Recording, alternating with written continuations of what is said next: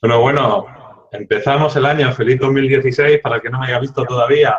Feliz 2016, Sol. Hola, ¿qué tal? Feliz año a todos. Aquí estamos de nuevo. Muy bien. Pues aquí se escucha eco, me dice Eva Yolanda. ¿Se escucha eco, eco? Bueno, ¿Escucha eco? un poquito. Voy a bajar un poquito el volumen de los altavoces. Bajo el volumen. Sí, pero se sigue escuchando eco. Voy a rollar.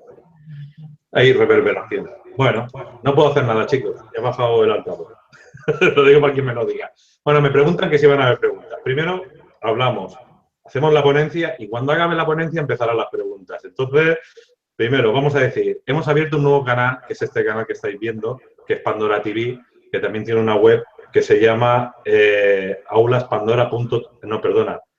cajapandora.tv.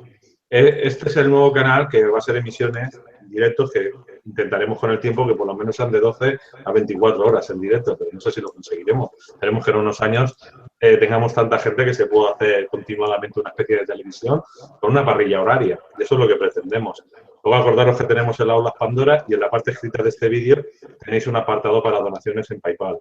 Pero ahora vamos a lo que nos concierne, que es aquí a nuestra amiga Sol, con la cual vamos a hacer la ruta de María Magdalena del 25 al 31 de julio del 2016, con Viajes Aladino, y donde también vamos a tener un viaje a Grecia que será el 15 de septiembre, más o menos, bueno, a partir del 15 de septiembre, segunda quincena.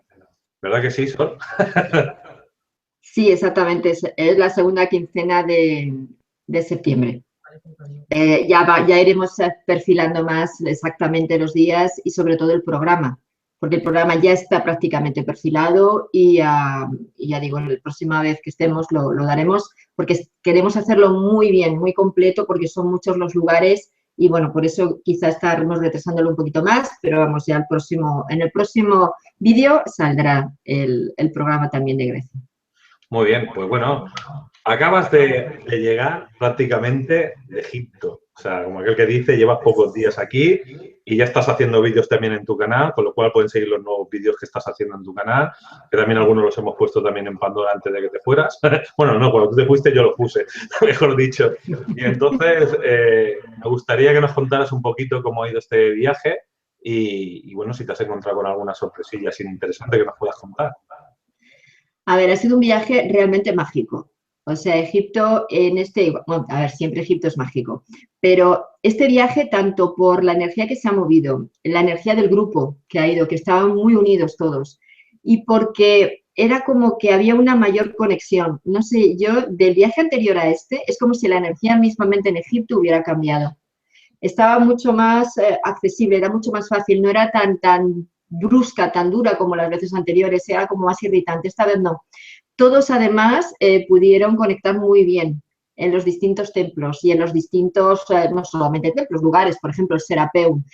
Nunca habíamos hecho, y eso sí quería comentarlo, Luis, nunca habíamos hecho, y bien sabes que no nos hemos atrevido a hacer nada en el Serapeum, ¿verdad? Porque es el Stargate egipcio y ciertamente la energía, pues como que es complicada, ¿no? De hecho, yo siempre he dicho que la primera vez que fui, noté una presencia clara en el lugar y luego todos los del grupo se revolvieron bastante hasta el guía, que se revolvió mucho, el pobrecito, dolor de cabeza, ganas de vomitar, horrible. Bueno, pues esta vez hemos hecho una meditación porque nos han dejado en el Serapeum, porque en los otros templos prácticamente no te dejan, y ha sido impresionante. Fue donde di el nombre cósmico, fue el maestro fue Ta, el dios Ta, que no son dioses, ya sabemos, ¿no? Bueno, es como la costumbre que hemos cogido, pero en realidad son estos seres que vinieron en su momento aquí a ayudarnos a que tanto el planeta como la humanidad avanzara. Bien, pues Ta precisamente como que me marcó la pauta, ¿no? Para que hiciera allí el trabajo. Yo llevaba en ese momento un libro donde tengo mis meditaciones y me dijo, ábrelo. Y justamente lo abro y era justamente la meditación para Ta. Y en el escrito ponía, ahora conocerás tu nombre cósmico. Claro, yo aluciné porque sí es cierto que al final siempre doy el nombre cósmico de cada uno en el último día. Pero claro, es que la meditación ya me lo indicaban. Entonces, a toda velocidad, y mismo en el propio Serapeum, estuve sacando el nombre cósmico de las 36 personas que tenía conmigo. Hicimos el trabajo de conexión con su frecuencia, que es ese nombre que que en realidad un nombre no es más que una frecuencia y nada menos que una frecuencia, y el cósmico es el que está en conexión, es el que te ayuda a conectar tu consciente con tu supraconsciente, ¿vale? Es el salto. Entonces, ahí todos, bueno, pues dándose el nombre a cada uno, hicimos un trabajo fuerte, todos ellos, para que no se me volara ninguno, fue una cadena con las manos cogidas para que unos se ayudaran a los otros, eso sí, pero bueno, todos quedaron alucinados de lo que sintieron, la energía tan bonita que se movió en el Serapeum, nada que ver con lo anteriormente percibido en otros momentos, y ninguno notó nada desagradable, nada malo, al contrario, todos súper contentos. Luego salieron fuera porque era una meditación en la que había que sacar todo ese atasco que tienes de dolor, de lo que sea, ¿no? Y luego cada uno se fue a un rincón, bueno, un rincón, en el desierto, ¿no? A una zona para, pues, lo que sea, uno le dio por gritar, el otro por cantar, el otro por saltar, es como expresar toda esa energía y sobre todo mantralizando su nombre cósmico, fue muy bonito, realmente fue muy bonito y ahí es como que realmente todos pudieron entender lo que representaba el Adi de Egipto, porque se dieron cuenta de lo que ellos son, ¿no? Y de cómo pueden conectar consigo mismos. Entonces, creo que de todas las visitas que hicimos, esta fue la más mágica de todas. Sobre todo, te digo, porque todo el grupo realmente se dio cuenta de lo que representa el conectar con su verdadero ser, su yo soy verdadero, y nada que ver con el metafísico del que ahora vamos a hablar.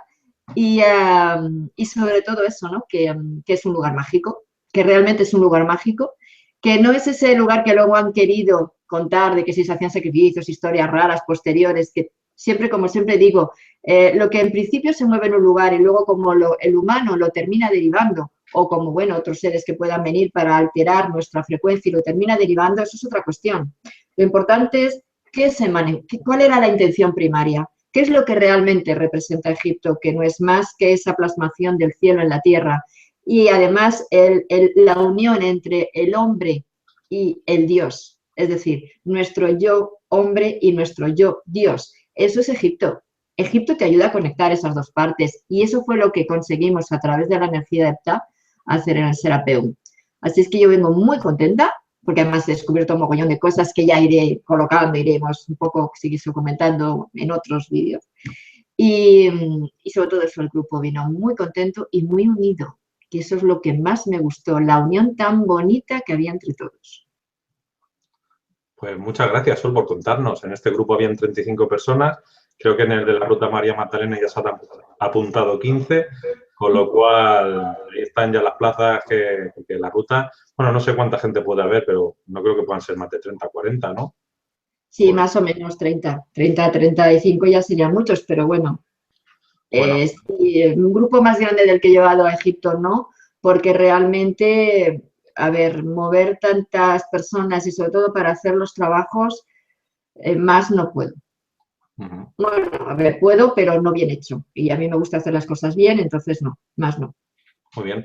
Recordar a todos los que nos están viendo que Sol tiene su página web, solainsa.com, donde veréis todos los cursos online, cursos presenciales que ella realiza, que pronto también, ahora nos dirá Sol, ¿sobre qué mes estarás en México para el congreso?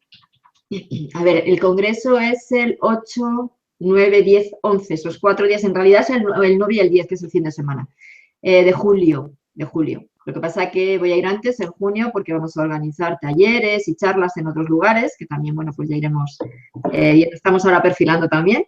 Y entonces será de la última semana de junio a la tercera semana de julio que estaré allí. Y luego tengo que venir corriendo porque tenemos María Magdalena. Totalmente. Bueno, pues como ya tenemos a la audiencia que nos está esperando, vamos a empezar a dar caña ya con ese pedazo de conferencia que tienes, con esa información que vas a destruir todo ese tipo de cosas que no resuenan con la mayoría de personajes como nosotros. Y nada, te dejo con ello y cuando tú acabes, pues ya daremos paso a las primeras 20 o 30 preguntas que se hagan y ya está, o 10, dependiendo lo largo que sea tu ponencia. Pues adelante, Sol. A ver, es mucho, ¿vale? Es mucho material. Yo he intentado, y tengo de verdad toda la mesa llena de papeles, de apuntes que he ido tomando para que no se me olvide ningún nombre, ni ninguna fecha, ni nada, ¿no? Sí, bueno, vamos a hablar de la Hermandad Blanca. un mito muy bien contado. Yo entiendo que a lo mejor cosas de las que voy a decir no van a caer bien, pero ya estoy acostumbrada a que digo cosas que no caen y sinceramente no las digo por romper esquemas porque sí, intento siempre dar una base y dar una serie de datos, ¿no? Porque creo que sin dar datos es absurdo también decir las cosas. Entonces, voy a explicar lo que en realidad era esa hermandad blanca, que en realidad no se llamaba hermandad blanca, que eso es un concepto que le hemos puesto nosotros posterior, y lo que es la falsa hermandad blanca, que es la que ha llegado a través de los metafísicos que se inspiraron en los teósofos y que luego hubo otra vía, la antroposófica de Rudolf Steiner, que eso sobre todo se fue hacia la línea educativa y ahí no, bueno, pues no fue tanto, ¿no? Pero bueno, también tenía raíz teosófica. Entonces, toda esta rama, que es la que realmente ha llegado a nosotros, pues de Kutumi, Saint Germain, Lady Rowena, etcétera, etcétera, que ahora daré los verdaderos nombres de esos maestros ascendidos que no lo eran en realidad, pues, como digo, sé que vamos a tirar por tierra muchas cosas, ¿no?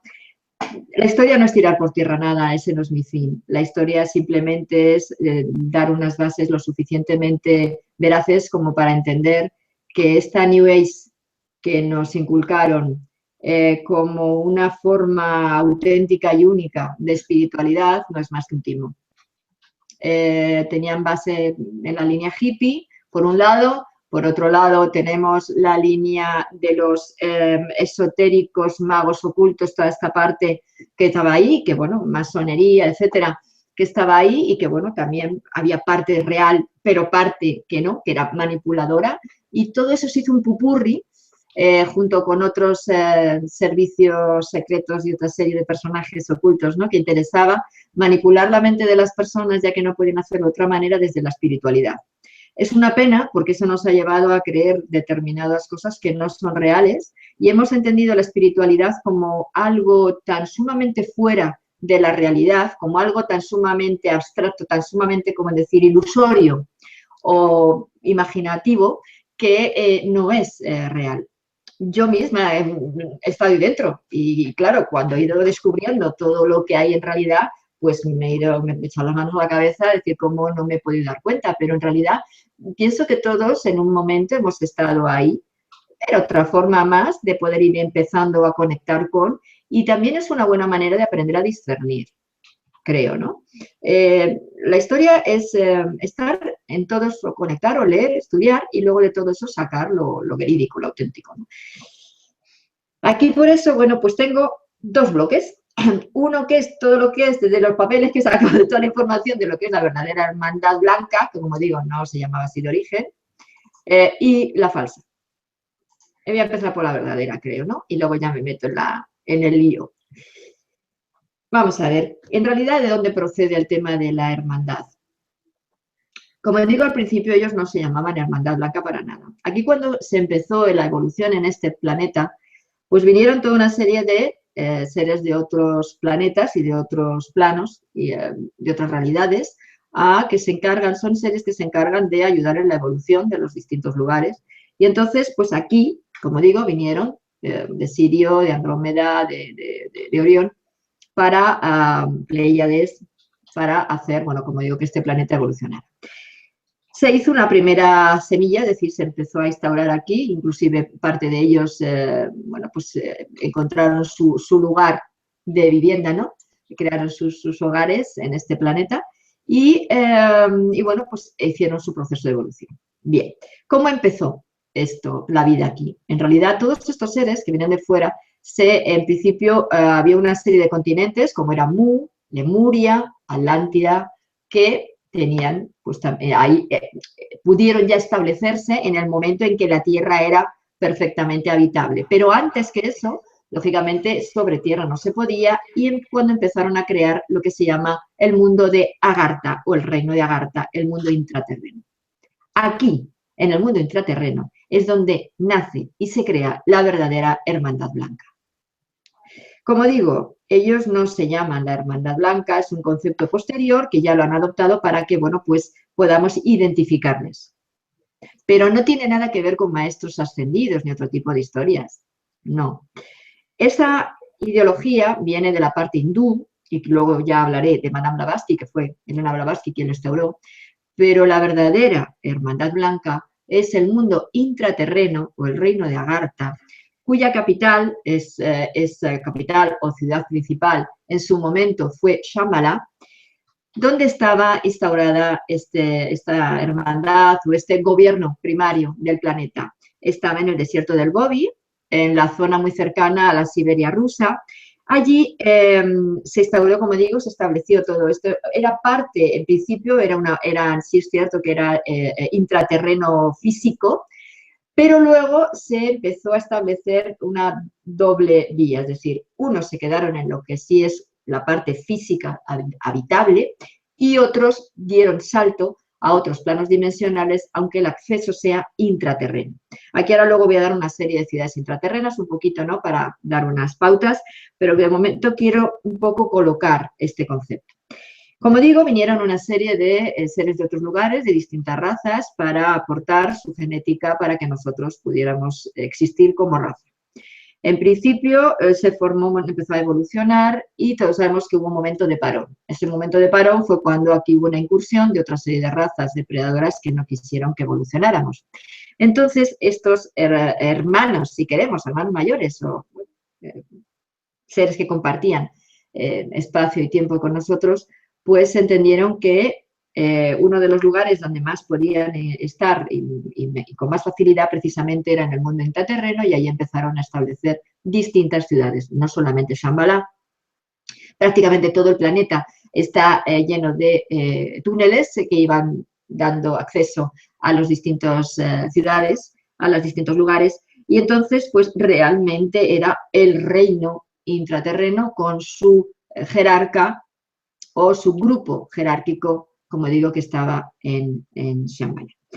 Bien, contacto con el mundo extraterreno siempre ha habido de estos seres y, como digo, llegado a un punto en el que necesitaban sentirse más protegidos, bueno, pues se dice que hubo como una especie de concilio entre 32 razas que fueron los que realmente luego ya se asentaron como tal aquí, ¿no? Pero sean 32, sean 22, sean 33, el número tampoco es importante. Lo único importante es que realmente ellos son los auténticos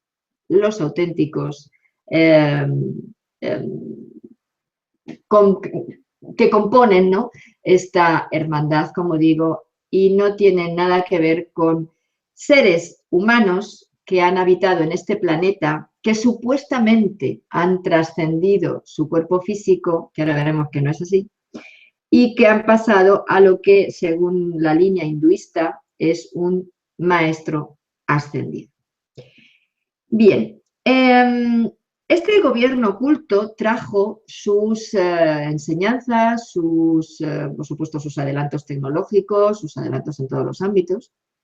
Se ubicaron también, como he dicho, en Mu, que es el continente que estaba en el Pacífico, en Lemuria, que es el que está en el sur de África, y Madagascar, que no es el del Pacífico, ese es Mu, y en la Atlántida, que está en el Atlántico. Estas personas, cuando hubo los movimientos, el famoso diluvio y todos y diferentes movimientos del planeta, y que fueron hundiendo estos continentes, pues empezaron a entender que la única manera de poder seguir aquí, siguiendo su línea evolutiva, era pues compartiendo espacio y ciudades con los intraterrenos, y muchos de ellos fueron lo que hicieron. Otros se fueron moviendo por el planeta y fueron creando, pues, por ejemplo, Egipto, que es una colonia atlante, o a la zona de Sumeria, a la zona de Oriente, toda la zona de norte y sur de América, es decir, se fueron repartiendo la India, etcétera, ¿no? Por eso hay determinados puntos en el continente, en los distintos continentes de nuestro planeta, que tienen el mismo tipo de edificaciones, el mismo tipo de creencias, las mismas formas de sus dioses. Cuando he ido a Egipto, alucinaba el grupo porque hay determinados monumentos que, viéndolos, no te puedes creer que eso es egipcio, porque son idénticos a los que hay, por ejemplo, en Perú o en Bolivia. ¿cómo es posible que en Egipto haya templos que son iguales que los que están al otro lado del océano?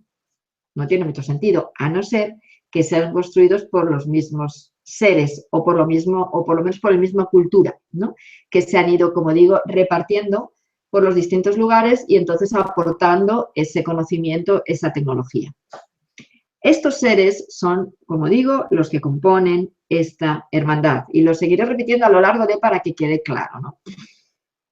Ellos, en principio, aparte de lo que nos trajeron de sus lugares de origen, aquí crearon también, por ejemplo, lo que en la tradición americana, sobre todo sudamericana, está el tema de lo que es el gran disco solar.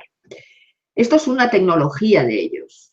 El disco solar fue una creación se cree que es en Lemuria, realmente, no en Lemuria, en la zona, como digo, de Madagascar y África. Se creó un gran disco solar, un disco dorado, con unos materiales procedentes precisamente de estos lugares extraterrestres, es decir, es un material, un metal conjunto de varios, hecho con una tecnología avanzada, y que lo que hacía era como si fuera un gran ordenador o un gran disco duro, donde se integraba toda la información, como un gran registro, toda la información del origen del planeta y de, bueno, pues todas estas civilizaciones. ¿Qué pasa? Que era algo de mucho poder. Y cuando empezó todo a trastocarse y cuando vinieron otras razas depredadoras, me interesaba que este disco pues, estuviera en sus manos porque podrían destruir perfectamente el planeta como podrían destruir a la humanidad. Entonces lo que hicieron fue dividirlo en ver de qué manera podían desactivar ese disco. Primero lo dividieron en dos partes, que seguía activo, en 4, en 6, en 8, hasta llegar a 12. Cuando lo dividieron en 12 trozos se vieron que estaba desactivado y entonces se repartieron por los distintos lugares estos discos para que no pudieran encontrarse. Se pasaron a otros estados dimensionales, no al nuestro, para no ser material, y luego posteriormente se creó otro que se dice que está ubicado en la ciudad intraterrena de Paititi, que es uno de los centros de poder de estos, donde están uno de los grupos de mayor actividad ahora mismo intraterrena, y es uno de los que, bueno, pues controla la actividad de los otros 12, ¿no? Estos 12 discos estarían en relación cada uno de ellos con los 12 chakras que tiene nuestro cuerpo, las 12 hebras de nuestro ADN. Por lo tanto, trabajar con el nombre de cada uno de ellos, como si fuera un mantra, nos puede ayudar mucho a poder desarrollar esta memoria, ¿vale? Este disco duro que tenemos ahí, pero que no sabemos muchas veces cómo conectar con él, ¿no? Entonces, esta tecnología es extraterrestre, viene de esta hermandad supuesta, como llamamos, una hermandad blanca, que en origen, en realidad, si queremos llamarla de alguna manera, tampoco sería hermandad blanca, sería la hermandad de la serpiente. ¿Por qué? Porque el símbolo que los caracterizaba precisamente era la serpiente, que quiere decir sabiduría más que conocimiento. ¿Por qué el símbolo este era tan mal visto y después se erradicó? Pues porque, claro, algo que tiene que ver con un conocimiento ancestral, con una sabiduría superior que puede hacer que el humano se salga del redil, pues no interesa, ¿no? Como ya sabemos. Aquí entraríamos pues en la simbología del árbol del bien y del mal, ese Dios creador Yahvé que dice no comáis de la manzanita, porque entonces viene la serpiente, ¿verdad? Esa tentadora enroscándose en el árbol y nos aporta esa sabiduría. Curioso que este símbolo, que pertenece justamente, es uno de los símbolos de la hermandad, de esta hermandad de la serpiente o estos seres que vinieron de otros planos, que nada tienen que ver con los reptilianos ni draconianos, por favor no confundamos los términos, que aquí parece que todo se mezcla y no hay forma de poder colocar los conceptos, porque como todavía seguimos con tantos patrones, con tantos miedos, con tantas historias ahí en nuestras cabecitas, no somos capaces de discernir las cosas en muchos momentos, y yo la primera, que no he sido capaz, ¿no? Por eso cada vez intento hacerlo más, ser más objetiva y que no sean todos estos condicionamientos los que me lleven a indagar, investigar y a llegar a la verdad, ¿no? Entonces, como digo, este símbolo, el del tronco con la serpiente enroscada, representa la sabiduría, y era el símbolo de Asclepio, que era también el símbolo de la medicina, ¿no? Asclepio, que era un semidios, un hijo de Dios y mujer terrena, como dicen en el libro de Enoch, y los hijos de los dioses se juntaron vieron a las hijas de los hombres que les gustaron, y entonces se desposaron con ellas. Curiosamente, fueron las hijas de los hombres quienes recibieron todo este conocimiento, toda esta sabiduría de estos hijos de los dioses, fueron las guardianas del conocimiento. Por eso en la antigüedad era la mujer la guardiana de esto, ¿no? Que luego, lógicamente, pues igual fue desechada y ya sabemos, luego acusada de brujas, etcétera, etcétera. Bien, pues todo esto era lo que a través de este símbolo, en principio del bastón con la serpiente y luego también en la mitología egipcia el caduceo con las dos serpientes, representarían esta conexión con, o este salto del hombre terreno al hombre divino. Y estos conocimientos son los que esta hermandad o estos hermanos mayores nos quisieron trasladar. Seres que venían de otros planetas, de otras razas, y que luego aquí se juntaron con, también es cierto que hay seres luego posteriormente híbridos y que inclusive luego también unidos a humanos que mediante un trabajo y un aprendizaje han podido también tener contacto con estos seres intraterrenos y entonces, bueno, pues poder hacer esa gran hermandad que llamamos blanca. Que como digo, no sé por qué ponen un color blanco o negro, porque en realidad no... A la hermandad que nosotros seguimos de esos maestros ascendidos tendríamos que llamarla entonces la hermandad negra, porque es la falsa. Y esta de los intraterrenos, la hermandad blanca, porque es la auténtica, ¿no? ¿Dónde están todas estas ciudades intraterrenas? Pues en realidad repartidas prácticamente, como digo, por todo el continente, ¿no? Pero esta hermandad blanca, este gran grupo, ¿no?, que vino aquí en principio para ayudarnos, luego fue derivando a otros grupos menores, como digo, con distintas culturas, pues por ejemplo la hermandad de los 7 rayos, que tenía mucho que ver, empezó en Mu y en Lemuria, y luego derivó a la zona pues, de Perú. Toda esta parte estaría ahí la hermandad de los 7 rayos, la hermandad del Monte Shasta, la hermandad del Tetón Real, que es en el oeste de Estados Unidos, la hermandad de la vestidura de oro, que es en la India.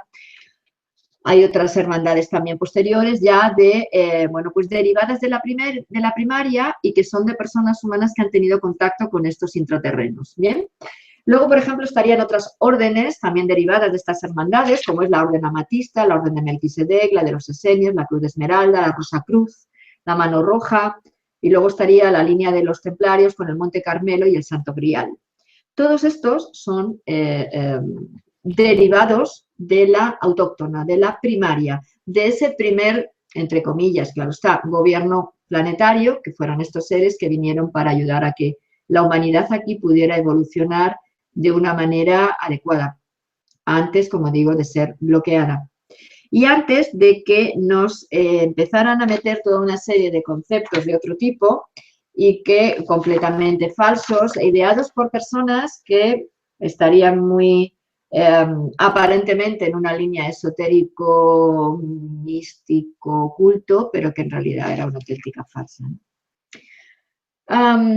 Este principio, este Shambhala, este lugar principal donde empezó todo, después fue derivando en la energía, se fue derivando porque aquí sobre todo era la polaridad masculina del planeta, y ahí, bueno, pues por eso salieron toda la parte del budismo, el hinduismo, los lamas, los chamanes, que el origen del chamanismo no está en Sudamérica, está en la Siberia rusa con los Bon.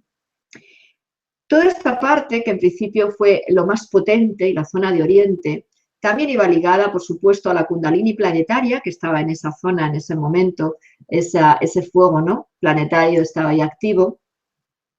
Pero al irse durmiendo, esta parte, esta Kundalini del planeta, también toda esa zona de Oriente se ha ido durmiendo, es decir, ha ido pasando ese poder a otra zona, que es la zona de Sudamérica y la zona de Occidente en la que estamos también nosotros, Europa y América, vamos, no Sudamérica y América, donde todos estos seres, todas estas ciudades intraterrenas han empezado a tener una mayor actividad y estos hermanos intraterrenos también son los que ahora mismo están mucho más activos, ¿no?, que los que entonces estuvieron en la parte del Gobi y, como digo, de la India y toda esta zona.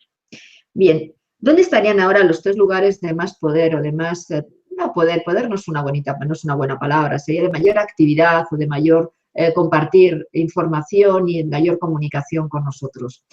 Pues hay 3 lugares prioritariamente.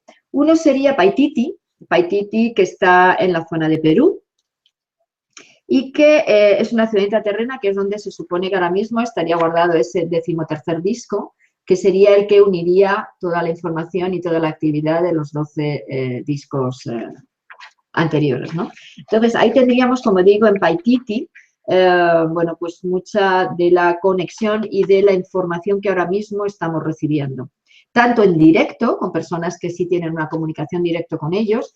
Ahí en Paititi hay algunos que son híbridos, es decir, mezcla de extraterrestre con humano, y otros que siguen siendo descendientes de estas razas que vinieron de fuera, y otros son humanos que, bueno, pues han considerado el querer compartir con ellos y realmente estar en esa misma frecuencia y por supuesto que están viviendo con ellos, ¿no?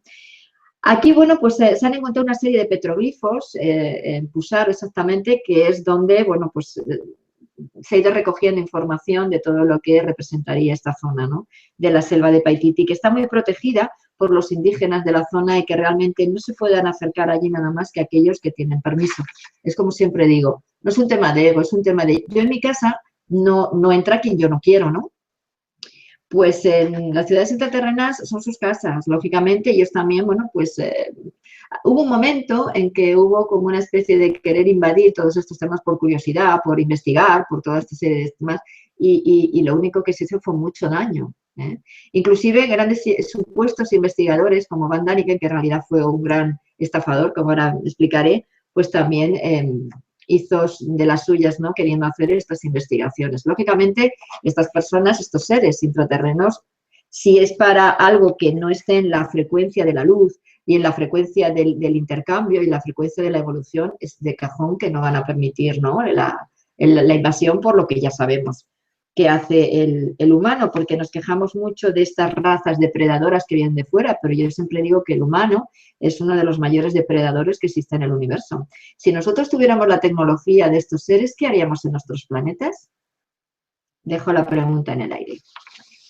Bien, entonces, aparte de este Paititi, de esta ciudad de Paititi, que como digo está en la zona de Perú, en el Parque Nacional de Manú exactamente, tenemos la Cueva de los Tallos. La Cueva de los Tallos, que está en Ecuador, se llama Tallos porque Tallos es un tipo de ave que no ve, ciega y que habita en estas cuevas, ¿no?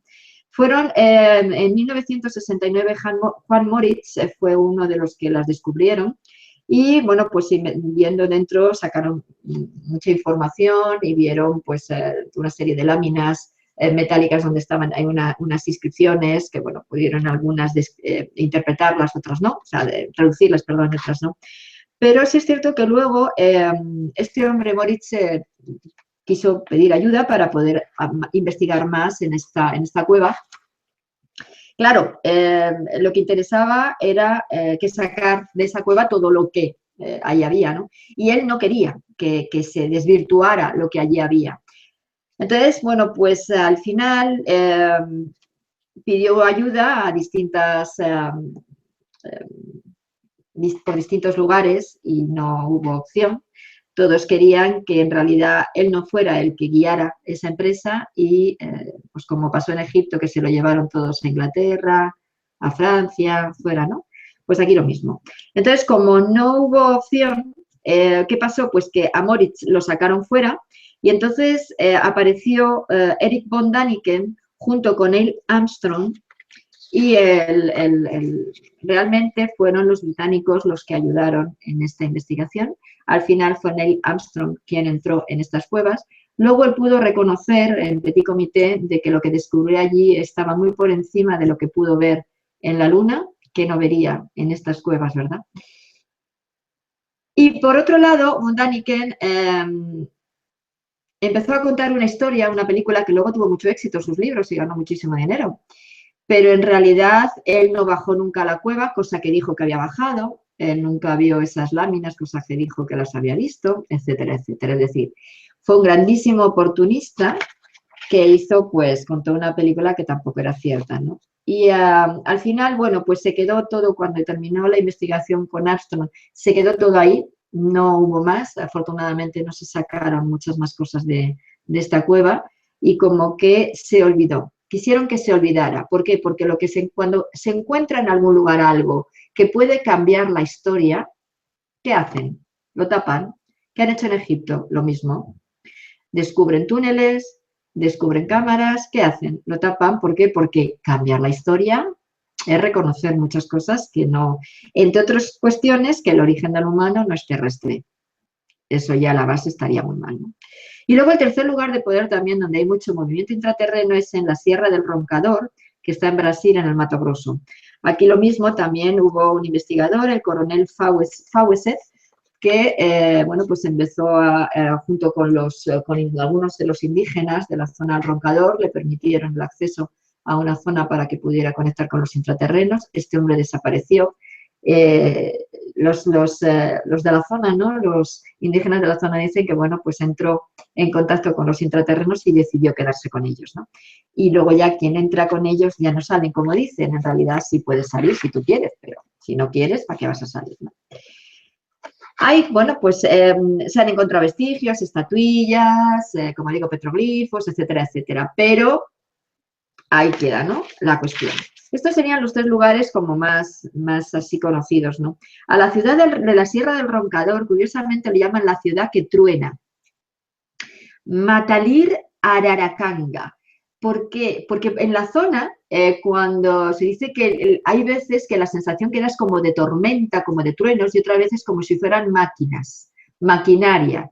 Este sonido sale de dentro de la tierra. No sé, a lo mejor pueda tener que ver con esa época, ¿no? Luis, en el que hubo sonidos que se oían, la gente los oía fuera, ¿no? Podría tener que ver con esto. Bueno, le llamaban así, la ciudad que truena, ¿no? Por todos los truenos y todo el sonido que se oye intraterreno. Fijaros que todo esto que estoy contando no tiene nada que ver con la historia que nos han contado, ¿no?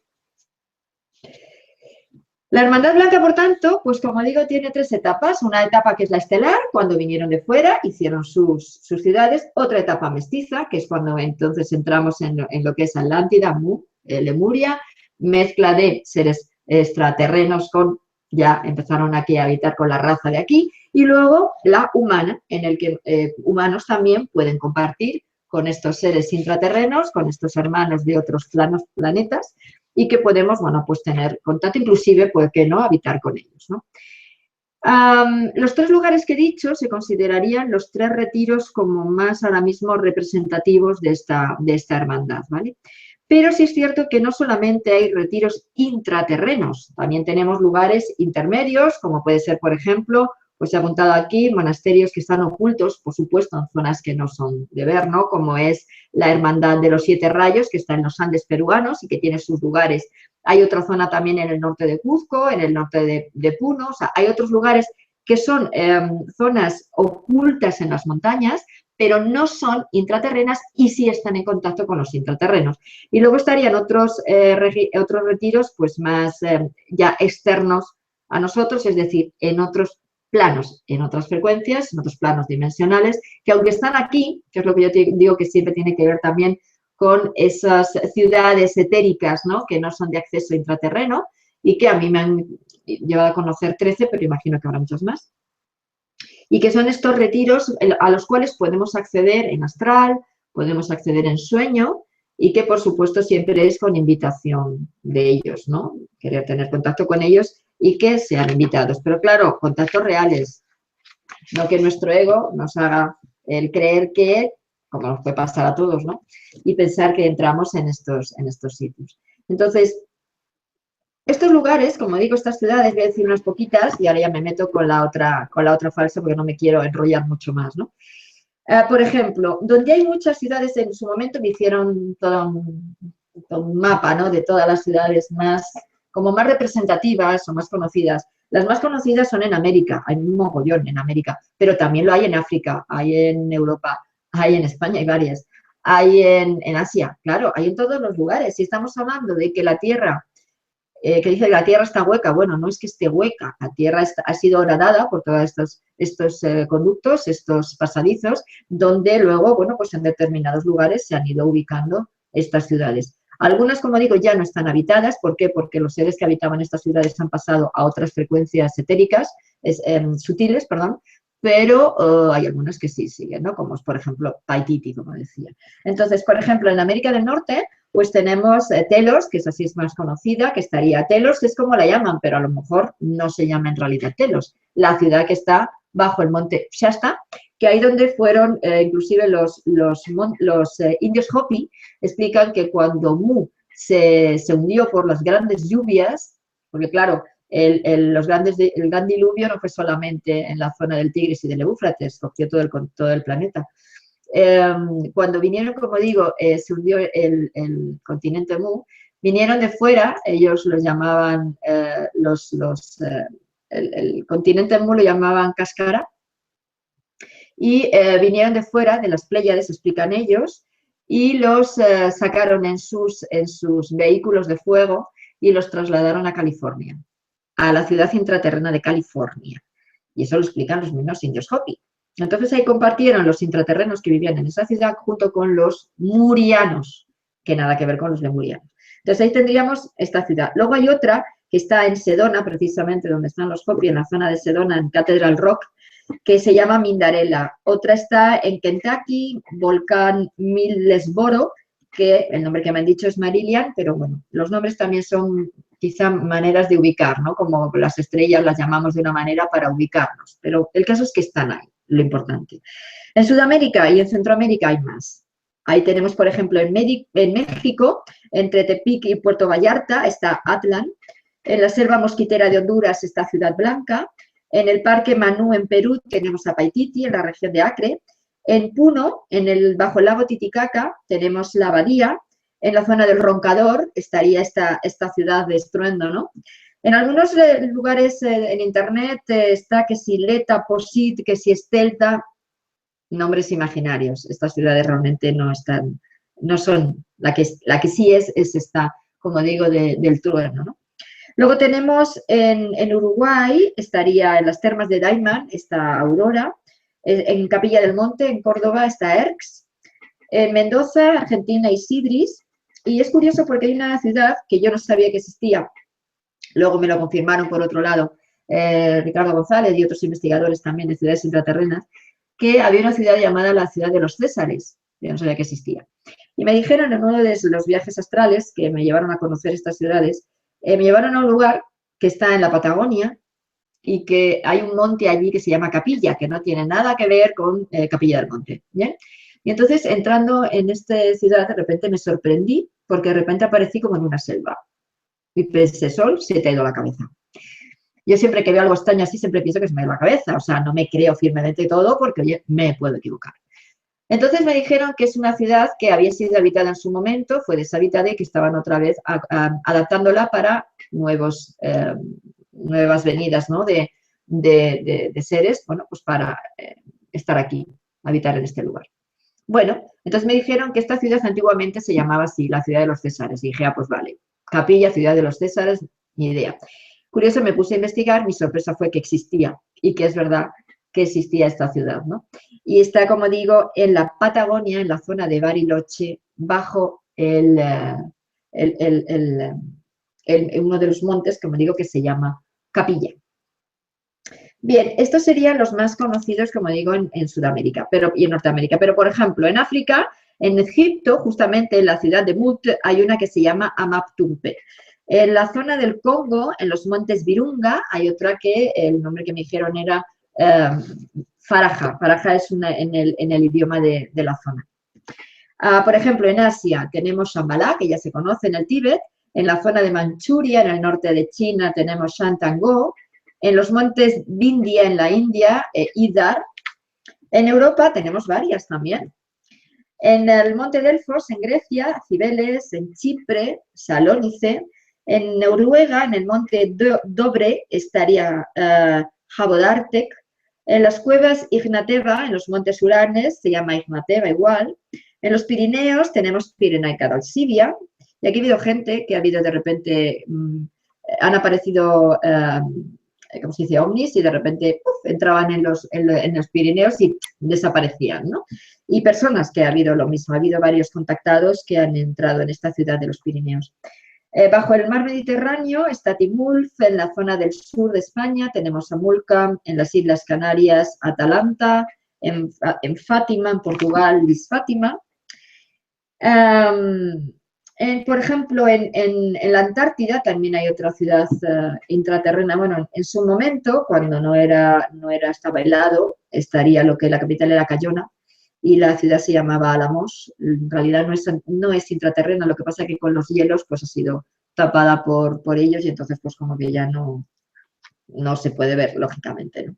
Pero claro, todos estos lugares, como digo, son los verdaderos lugares intraterrenos, son la verdadera hermandad, son los verdaderos compañeros de camino que vinieron aquí para ayudarnos en nuestro proceso de evolución, que luego ellos siguieron su camino y nos dejaron que nosotros siguiéramos el nuestro, acompañándonos en los momentos que fueran precisos y, bueno, pues dejando que, como digo, compartiendo todo esto, ¿no?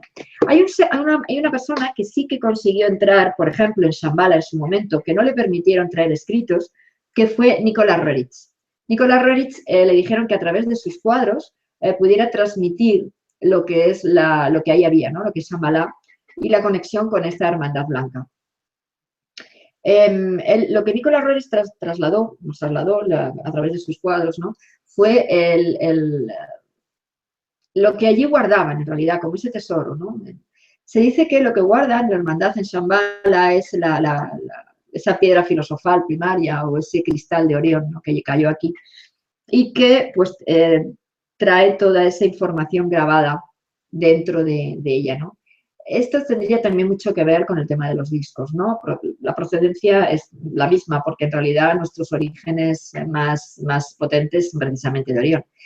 Y de donde vinieron luego los que también quisieron impedir la evolución también viene de Orión. Entonces es como que está ahí.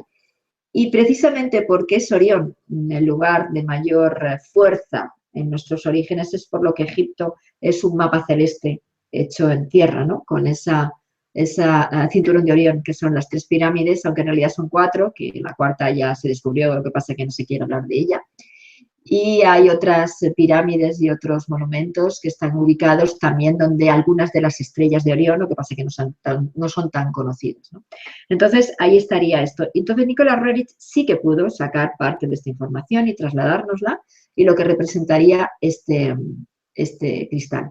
Luego también nos trasladó lo que ellos llamaban el decálogo o el decadrón, que luego se ha llamado posteriormente, y que son esos 10 principios o esas 10 pautas de comportamiento interno o de ayuda en la evolución que la hermandad, con la que se rige la hermandad, ¿no? Que son esos 10 principios, bueno, pues de trabajo interno, ¿no? Y que, por supuesto, el primero de ellos es conócete a ti mismo y entonces conocerás la verdad, ¿no? Conocerás el universo. No voy a decir los 10 ahora porque me alargaría, pero tiene mucho que ver con todo esto, ¿no? Entonces, bueno, como digo, esto es lo que realmente es la hermandad blanca. Vamos a la segunda parte. No sé si ha habido muchas preguntas al respecto, Luis. La otra parte la voy a reducir mucho más. Todavía no han habido preguntas porque no he dado permiso que hubieran preguntas, en el sentido de que cuando tú acabes de hacer la ponencia, entonces damos paso a las preguntas. Sí que recordar a todo el mundo que, bueno, que si quiere saber más de Sola-Insa tiene el canal de YouTube y que puede entrar en su página web de Sola-Insa. Muy bien. Pues ahora vamos a meternos en arenas movedizas. ¿De dónde sale entonces y cómo nos ha llegado esa hermandad blanca de maestros ascendidos? ¿De dónde viene? ¿Cuál es el origen? Bueno, es un pequeño pupurri, ¿vale? Es una pequeña amalgama que he intentado desgranar porque realmente está todo tan mezclado que al final no sabes muy bien cómo colocarlo, ¿no? Y en mi mente, muy Virgo, como siempre digo, muy ordenada, a ver si soy capaz de poder hacerlo. Vamos a ver. El principio de esta hermandad, de esta falsa hermandad, viene, el origen estaría en la teosofía, pero en la teosofía creada por Elena Blavatsky. Teosofía, en realidad, como metafísica, en realidad es una línea filosófica ligada a una parte mística, esotérica, mágica, ¿vale? Entonces, Elena Blavatsky fue una mujer que realmente viajó muchísimo, estuvo en muchísimas escuelas, contactó con muchísimas distintas enseñanzas, etcétera, ¿no? Y luego ella creó en realidad ella sí que es cierto que era medium, tenía su capacidad de conexión, pero parte de lo que ella escribió dijo que le venía de unos, lo que ella llamaba Mahatmas. Mahatmas, que eran los hermanos mayores o los maestros de sabiduría. Esto venía muy en la línea hinduista. Los Mahatmas es un concepto hindú, ¿vale? Entonces, ella crea esta línea hacia 1870, o sea, en el siglo XIX, es cuando se creó la Hermandad Blanca que ha llegado a nosotros, no en el principio, en el siglo XIX. Entonces, como digo, ella empezó a escribir toda una serie de cosas que le venían canalizadas, de los distintos libros que ella estudió, de las distintas líneas filosóficas, esotéricas, mágicas, religiosas, etcétera, y hizo como una especie de amalgama. Algunos de los conceptos que ella puso, yo me he leído muchos de sus libros bueno, muchos de sus libros en realidad hizo 2 trilogías, Isis sin velo ahora me acuerdo de la otra, bueno, los otros tochos, que ahora me vendrá el nombre, como siempre me pasa, me quedo en blanco cuando no debo. Vale, entonces, todos estos manuales que ella hizo, hay algunos conceptos que son realmente muy difíciles de traducir. ¿Por qué? Porque hubo una línea en esta escuela en el que era totalmente ocultista, solamente para determinadas personas, como muy clasista, en el que cuanto más complicado y cuanto más complejas eran las palabras y se explicaba todo como más estaba ligado a la verdad. Es curioso que la verdadera hermandad, cuando nos ha trasladado sus conocimientos y sus tecnologías, etcétera, lo hace todo muy sencillo. Porque lo complejo va ligado al ego espiritual, es decir, a un concepto muy humanito, muy terrestre, nada que ver con lo que es en realidad la espiritualidad. Entonces ella, pues creó, como digo, fundó esta línea y entonces empezó a hacer toda una serie de escritos. Luego su escuela fue seguida por Blavatsky, fue seguida por Annie Besant, fue seguida por Leadbeater, fue seguida por Alice Bailey. Quizá Alice Bailey era la más purista, pero tanto Annie Besant como Leadbeater hicieron cambios en lo que en origen Elena Blavatsky escribió, porque para ellos eso no era real y entonces ahí crearon toda una especie de pupurri y ahí sí que hicieron un verdadero lío. ¿Por qué? Porque Annie Besant estaba muy influenciada por Leadbeater. Leadbeater era un señor que venía de una línea eclesiástica, él se autoproclamó obispo y tenía un grandísimo ego, ¿no? Este señor se consideraba un grandísimo vidente. Luego, a lo largo de la historia, se ha visto que muchos de sus libros no tenían nada que ver con la verdad. Él fue el que primero hizo ese manual de que el hombre está compuesto por 7 chakras y que eso lo había sacado de la línea hinduista cuando en esa época todavía no había sido traducido ninguno de los textos de esta línea espiritual, ¿no? Budismo, hinduismo, etc. No había sido todavía traducido, como digo. En ningún momento, cuando después se han traducido estos escritos, en ningún momento se hablaba de 7 chakras, de hecho no se hablaba ni de chakras.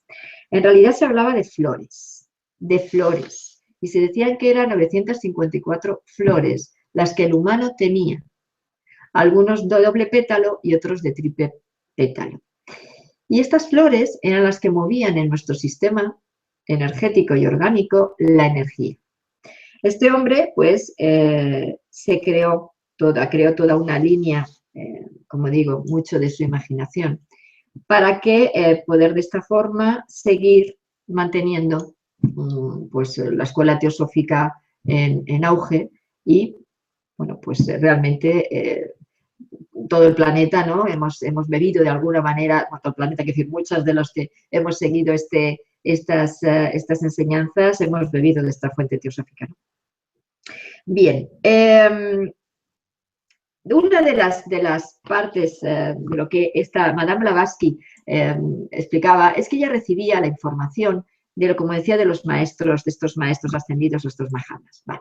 Ellos los llamaban, mahatmas, y ella decía que, por ejemplo, al que ella llamaba el maestro Choan, y eso lo podéis ver en sus libros, ¿vale? Y en realidad no era más que un gurú sikh de la zona de la India, que por herencia se vio envuelto en conspiraciones anti-inglesas y que se llamaba Baba Kem Singh Bedi.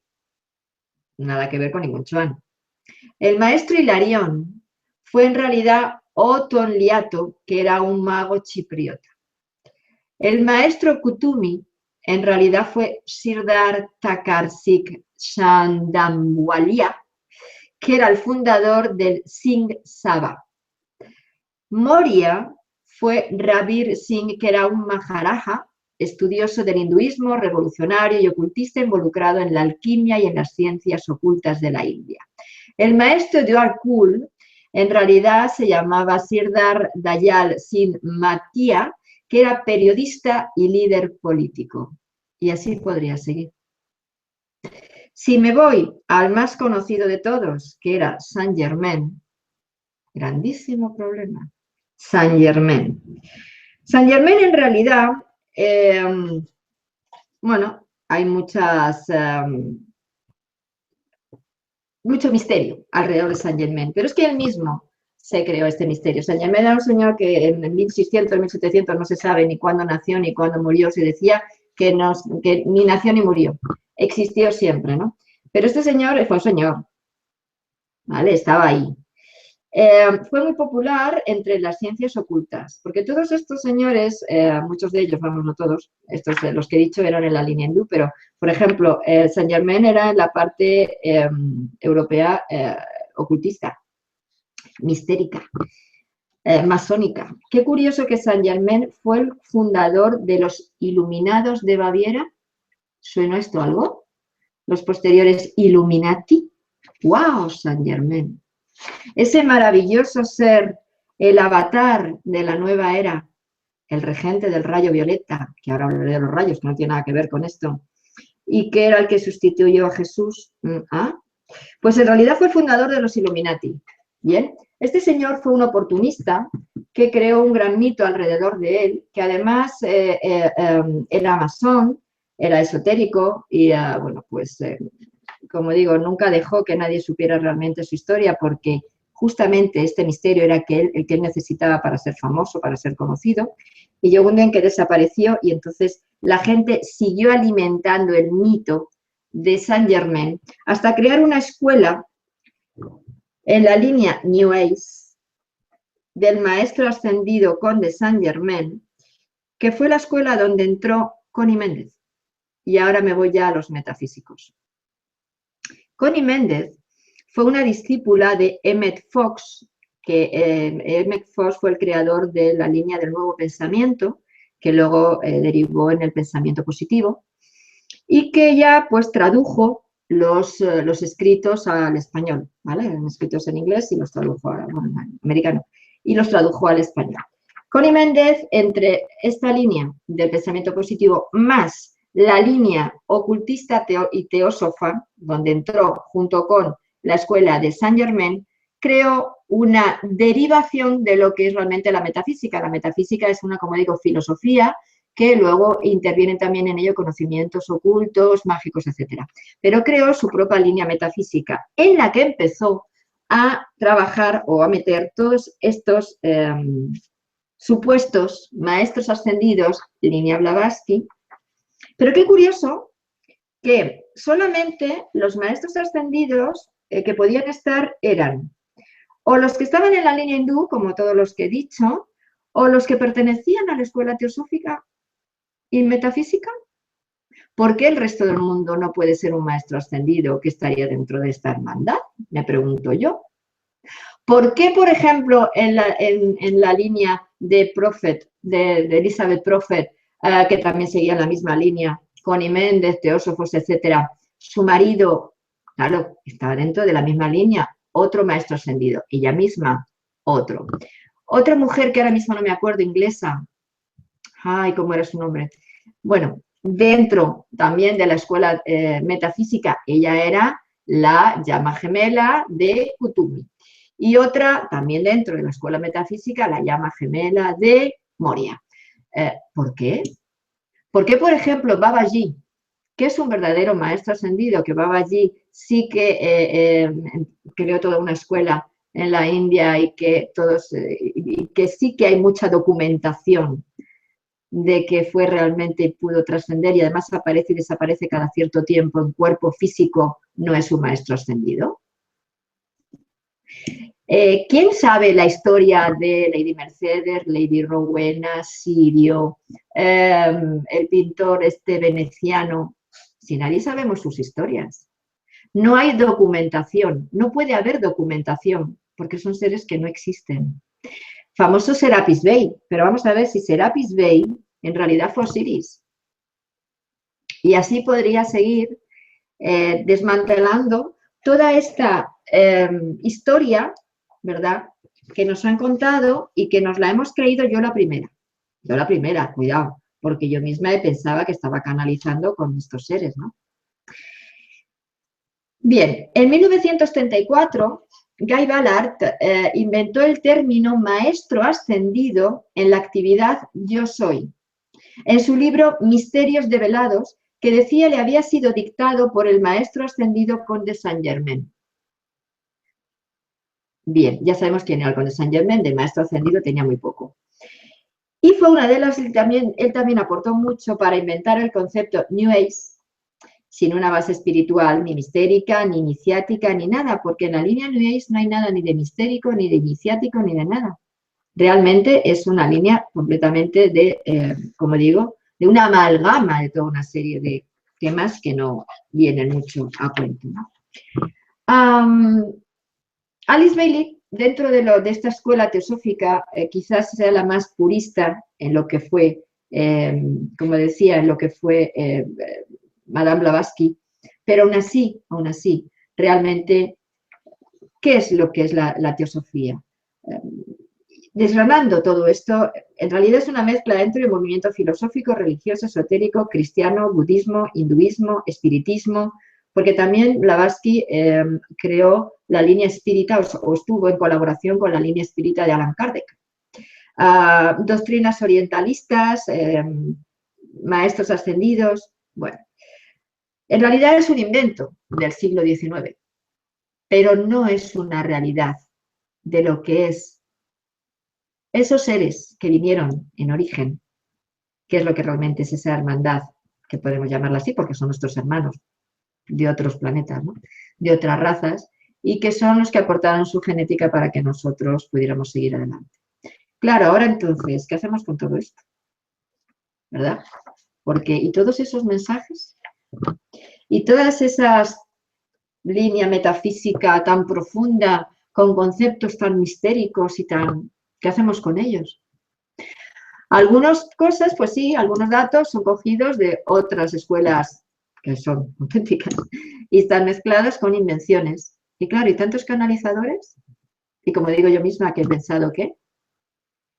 Bueno, muchos de estos canales o de estos mensajes, nosotros, como queremos recibir mensajes de estos supuestos maestros ascendidos, pues claro, ¿quién viene a trasladarnos esa información? Que muchas veces es nuestro propio inconsciente. Y otras es ese maravilloso egregor planetario, que es como un grandísimo registro acásico, que no es el verdadero, sino es el egregor planetario, donde hemos ido aportando todas las creencias, deseos, sueños, miedos, fantasías, egos, etcétera, etcétera, y parte también temas auténticos. Hemos hecho ahí un pequeño cóctel y de ahí es donde se saca mucha de esta información. Pero claro, si no existe Lady Rowena, ¿cómo es posible que alguien te firme Lady Rowena? Si no existe como maestro ascendido Saint Germain, ¿cómo es posible que te digan que es Saint Germain? Si no existe Kuthumi, ¿por qué te dicen que es Kuthumi? ¿Por qué no te firman realmente con su nombre? Ahí lo dejo.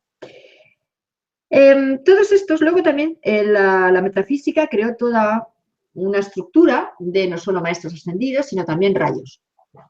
¿Y qué es esto de los rayos? ¿De dónde sale el concepto de rayos? Pues claro, también viene de la misma estructura de los maestros ascendidos, que nos cuentan que hay 7 rayos, que son las 7 energías primarias, cada uno tiene una cualidad, unas propiedades, nos puede aportar una serie de historias, y cada uno de estos maestros ascendidos rigen un rayo, y además también hay una entidad angélica con un arcángel y arcangelina, que rige, que el concepto arcangelino ya es como ya para reírse, porque claro, ¿de dónde sale el arcángel y la arcangelina si los ángeles se suponen que no tienen sexo? Bueno, entonces, si es que realmente son entidades reales. Entonces, claro, ¿de dónde viene esto?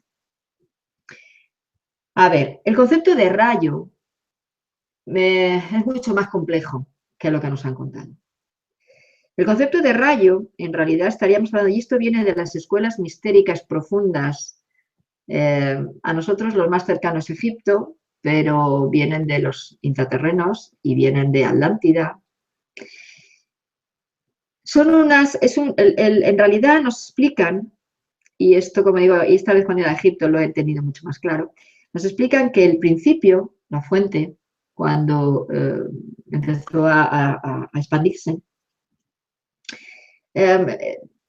son como esas partes de ella misma que las podrían identificar, es decir, serían como adjetivos, cualidades, maneras de manifestarse que sí que se pueden identificar como diferentes formas de manifestarse a la energía única en variedad energética.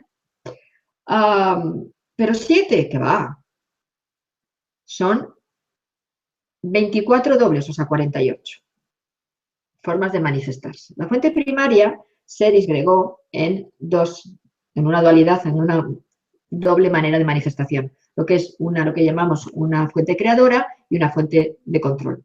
Esa dualidad, que en realidad no es tal, sino que es una necesidad para una manifestación de todo lo que existe, se disgregó en estas formas energéticas. Los egipcios lo explican como sus dioses, que en realidad son 42 dioses más 6. Entonces ahí serían los 48. Ellos explican que cada uno de ellos es como una cualidad, una parte de ese dios primario, ¿no? De esa fuente primaria. Esto realmente son los rayos. Los rayos, lo que pasa que para una mejor manera de asimilar y una mejor manera de conectar con ellos, se hace por septenarios. Y cada uno de los septenarios tiene una energía que lo que hace es que aglutina y nos ayuda a dar el salto al siguiente septenario. Entonces tenemos el primer septenario, una energía que aglutina, da el salto al segundo septenario, una energía que nos ayuda al tercer septenario y luego estaría lo que es ya la energía de la fuente. Nada que ver con lo que nos han contado. Yo en su momento, cuando me empezaron a dar esta información de los 24 rayos, que ahora ya entendí porque son 48 dioses y son 48 rayos, no terminaba de arrancar el módulo. Yo quería empezar a hacer un taller al respecto, pero siempre me faltaba algo. Claro, yo iba por la línea metafísica. Cada rayo tiene que ver con una historia, que va unido a un arcángel, que va unido a un maestro ascendido, pero siempre había algo que no me resonaba, que se me quedaba cojo. Y cuando preguntaba, realmente no me decían nada. Era que yo lo iba como un poco dilucidando por lo que había estudiado de antes, ¿no? Pero claro, yo les preguntaba y no me decían mi papá. Ahora entendí por qué no me decían nada, porque no era verdad, no era real. Esas fuentes, o esos rayos, esas energías, que en realidad unas derivan de otras, tenemos 3 básicas y luego se van derivando unas de otras, en realidad no son más, como digo, de manifestaciones de esa fuente primaria. No necesitan ser regidos por nadie. Sí es cierto que a lo mejor puede haber determinadas conciencias de luz que pueden ayudarnos, o seres de otros planetas que pueden ayudarnos a canalizar más, a canalizar mejor. Pero si nosotros estamos en conexión con nuestra conciencia superior, no tenemos tampoco necesidad de que nadie nos tenga que canalizar nada porque conectamos con ellos. Simplemente identificar cada una de ellas, aprender a manejar, es decir, conectar con ellas para saber qué es lo que cada una de ellas nos representa, qué parte de esa unidad está en nosotros y dónde yo puedo identificar eso que esa energía me está diciendo y punto, ya está. ¿Qué pasa? Que las 7, el primer septenario es el más cercano a nosotros, claro, ahí tenemos pues ese primer rayo que estaría en relación pues con lo que es la verdad y la voluntad, el segundo con la sabiduría, el tercero con el amor, el cuarto con la incondicionalidad, con la ascensión, el quinto con la sanación, el sexto con la espiritualidad, el séptimo con la transmutación. Pero es que es curioso que en origen tampoco eran de los mismos colores que luego los metafísicos nos han contado. Es que en origen el primer rayo no era azul, era rojo. Todavía te descoloca más, ¿a quién hago caso? Siempre hay que ir a la fuente. Y yo la verdad es que, como soy muy inconformista y muy rebelde, pues entonces no me conformo con cualquier cosa. Y siempre, aunque haya momentos en que sí que es cierto que me dejo llevar porque es lo que tengo a mano, pero cuando algo se me empieza a descolocar, busco y busco y busco. Y busco hasta que llego a lo que realmente es el principio, ¿no? Entonces, en todo y parte válida, sí, pero busquemos lo que no es válido. Que ahora, después de esta charla, que me ha alargado más de la cuenta, se quiere seguir con la línea metafísica y se quiere seguir creyendo en Saint Germain, en Lady Rowena, porque ahora además ya no son los mismos regentes, claro.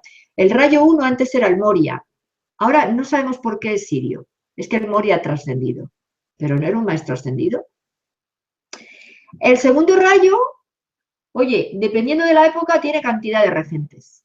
Primero era Kutumi, después pasamos a, ya no sé ni el orden, pero ahí tenemos a Kutumi, tenemos a Confucio, tenemos a Lanto, tenemos ahora a Soshi, es así, ahora es la mujer de Confucio. A Doar Kul, segundo rayo, así. Tercer rayo, en principio era el veneciano, que era un pintor. Pablo el veneciano, historia, ni sabemos de dónde ha salido.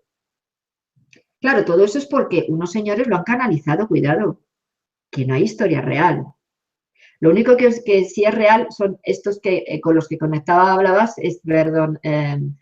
Elena Blavatsky, sí, y que eran conocidos de ella, de donde ella estaba. Luego les puso otros nombres, pues porque así era más fácil, pero el resto no, ¿eh? Son todos supuestas canalizaciones de esos supuestos señores, de esos señores que supuestamente cogen una información veraz de algo que de base es mentira. Entonces, lo que digo, el tercer rayo era este hombre, el pintor. Ahora ya no es el pintor, también ha trascendido, ahora es Lady Rowena. ¿Y de dónde ha salido Lady Rowena? Cuarto rayo, ese seguimos siendo el mismo, siempre fue Serapis Bey. Claro, pero es que, por lo visto, según cuentan, como Serapis Bey, que en principio lo relacionaban con Tot. Pero claro, si su alma gemela, su llama gemela es Isis, no puede ser Tot, tendrá que ser Osiris. Bien, y su lugar de retiro es Luxor. Si es Luxor, no puede ser Tot, pero tampoco Osiris. Tendrá que ser Amón o Alio. Bien, entonces, yo digo esto para que veáis el grandísimo lío que tenemos ahí, ¿no? Para ordenar todo esto cuesta. Entonces, claro, como digo, ¿por qué sigue siendo el mismo? Sigue siendo Serapis Bey y aquí no ha cambiado, porque en su momento resulta que es que el Serapis Bey se dejó llevar demasiado por el conocimiento y entonces cayó. Y como cayó, entonces, aunque siguió rigiendo este rayo, pero ya no pudo ascender y entonces tiene que seguir trabajándose para que no solamente se base en el conocimiento, sino también en el corazón. Haga un trasvase. ¿En un maestro ascendido esto pega? Pero se cree. El quinto rayo sigue siendo Hilarión. Hilarión, que está claro que está aquí, que es Otoliato, que es un mago chipriota, pero no nos cuentan de que fue en realidad un científico médico atlante. El sexto rayo, el maestro era Jesús y Magdalena. Claro, ya no, son Jesús y Magdalena, ahora son Juan el Amado, que en realidad es Juan el Evangelista, y su llama gemela. Vale. Motivo. Pero claro, luego nos dicen que, por ejemplo, en el quinto rayo, ahora que me acuerdo, el arcángel es Rafael. Y la arcangelina, la Madre María, ¿qué tiene que ver María, la Madre de Jesús, con el arcángel Rafael? El séptimo rayo primero era Kuan Yin, después fue Saint Germain. Como Saint Germain es el avatar de la nueva era, volvió a ser Kuan Yin. Y ahora ya no es Kuan Yin. Ahora es Lady Mercedes. ¿Quién es Lady Mercedes? Bueno, ahí lo dejo ya, porque si sigo liando la madeja la voy a liar mucho más. Lo único que os quiero decir, todo esto lo podéis encontrar en documentos, ¿vale? No me lo he inventado, está todo incluso en internet, podéis sacar información de todo esto. Podéis ver toda la historia de la metafísica, toda la historia de Connie Méndez, toda la historia y cómo realmente no tiene esto nada que ver, que es una creación del siglo XIX basada en unas canalizaciones y en unos estudios y en un pupurri que hizo Elena Blavatsky. De ahí se derivó luego, como digo, Connie Méndez, que fue la que creó en sí la metafísica que ha llegado de los rayos, los maestros ascendidos y toda esta historia que no es real. Y luego, por otro lado, con la escuela teosófica de Besant y de Leadbeater, bueno, pues siguió añadiendo más. Aquí solamente un dato. Krishnamurti, que es muy conocido, ya fallecido, de cáncer, este era en realidad de pequeño, fue cuando estaba Besant y Leadbeater, ya llevaban la escuela, como digo, teosófica, la sociedad teosófica, perdón, y habían hecho toda una serie de cambios de lo que realmente había trasladado Blavatsky, pues porque no estaban de acuerdo y ellos hicieron su pupurri. Entonces ellos, a Leadbeater le vino que en ese momento tenía que venir el nuevo avatar y eran ellos quienes tenían que instruir a ese avatar. Y a Leadbeater se le metió en la cabeza de que ese avatar era el hijo de la mujer que tenían como ama de llaves en la sociedad teosófica. Y este niño era Krishnamurti.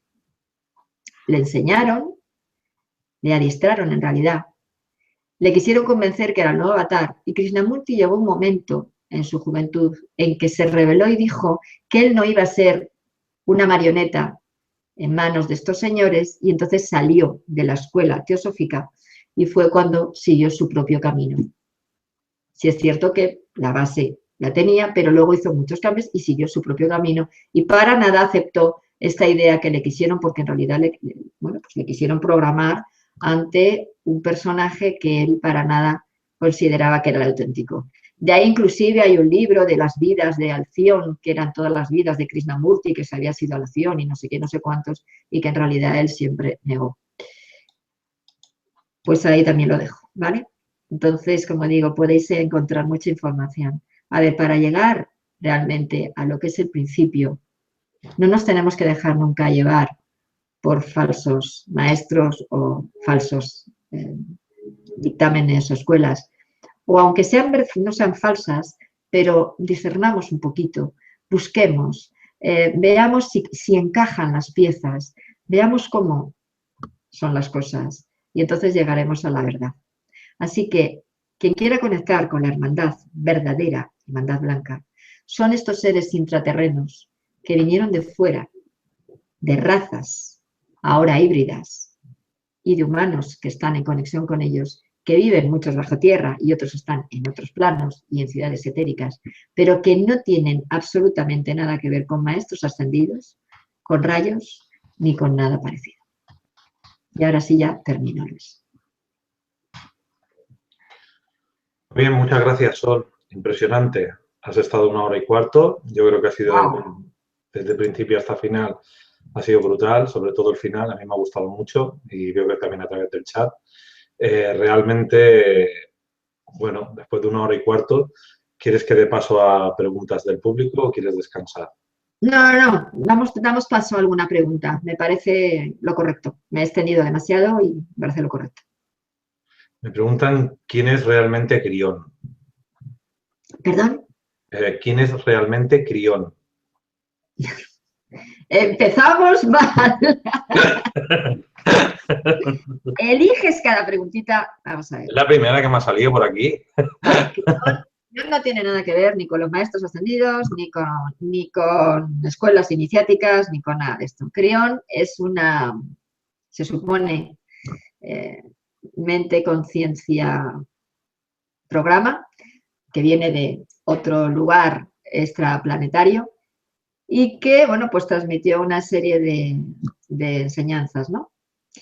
Como ya puse en otro, no sé si en otro vídeo contigo, uno de los, sí, no, el libro que yo dije, que yo hice de los niños New Age, que están etiquetaditos, uno de los, curiosamente, y con esto ya por eso, pongo este ejemplo para que ya disciernan quién puede ser crío, ¿vale? El libro de los niños índigo fue, se supone, canalizado por el que canaliza a Crión, ¿no? Y él dice que los niños índigo, como son, etcétera, etcétera, y que fue Crión quien le trasladó toda esa información. Eso es mentira. ¿Por qué? Porque quien empezó a hablar de los niños índigo, y era porque veía que sus auras eran distintas, fue una terapeuta que además veía, tenía conexión, se llamaba Pope, que podéis también verlo en internet, y ella fue quien empezó a hablar de estos niños y a explicar qué carácter tenían, cómo eran, etcétera, etcétera. Nada que ver con el tema Crión. Yo solo me leí el primer libro de Crión, y en el momento en que empezó, que si el chip, venimos con un chip, que si nosotros reconocemos, queremos pasar y dar el salto de evolución, nos quitan ese chip que viene de condicionamiento y nos ponen otro chip que es para que podamos, empezamos con los chips y con las historias, mal asunto. Cuando terminé de leer el libro de Crión, terminé con un dolor de cabeza manifiesto. Yo, para mí, no vibro en la frecuencia de Crión, por lo tanto, no puedo decir más que poner estos dos ejemplos. El de los chips, que si realmente uno es libre, no nos hace falta que nadie nos ponga ni nos quite ni nada, o sea, que nos quiten sí, pero que nos pongan chip ni para bien ni para nada. Y, por supuesto, en el tema de los niños índigo, que es un libro canalizado, se supone, por Crión y que es una falsedad. Muy bien, Sol.